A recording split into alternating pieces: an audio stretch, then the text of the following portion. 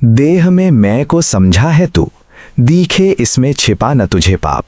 जैसे चाहे चलावे वो त्यों, तेरे भले में उसका संताप।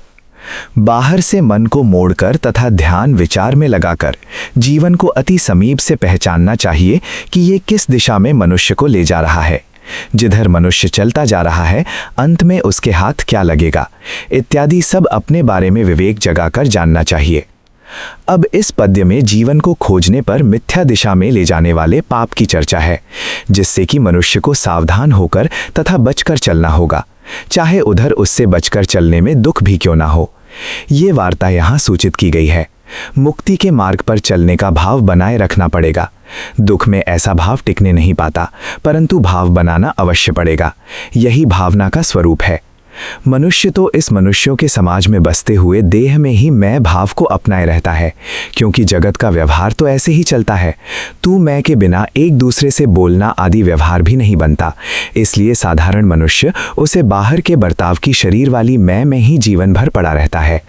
इस देह में छिपा हुआ तथा जीवों को संसार में ही धसाए रखने वाला प्रकृति का काम, क्रोध आदि के बल की प्रधानता वाला पाप दिखाई नहीं देता, जो थोड़ी बाहर जगत में सुख की मिठास दिखाकर जीव मात्र को बांधता है, तथा जिधर वो पाप चाहता है उधर ही जीव मात्र को द्वंद्व आदि में ले जाकर पटक देता है। कहीं प्रीति में, कहीं द्वेष में तथा कहीं लड़ाई झगड़ों में, हिंसा, चोरी, झूठ तथा मिथ्या व्यवहार और कर्मों में डाल देता है, जिन सब का फल मनुष्य को अंत में दुख रूप में रो कर भुगतना पड़ता है। यदि कोई ढीले यत्न से संभल कर भी चलना चाहे तो यही पाप का बल उसके मार्ग में अड़चन रूप से उसको आगे नहीं बढ़ने देता। दुख, शोक तथा मन का न लगना कई एक प्रकार के संशय, मान, मोह आदि उत्पन्न करके अपनी ही पाप की दिशा में चलाता रहता है। यही सही मार्ग पर पढ़ने वाले के लिए वो कुपित सा होकर उसके मार्ग को रोकता है। यही उस विपरीत बल का संताप या खेद रूप से पद्य में कहा गया है।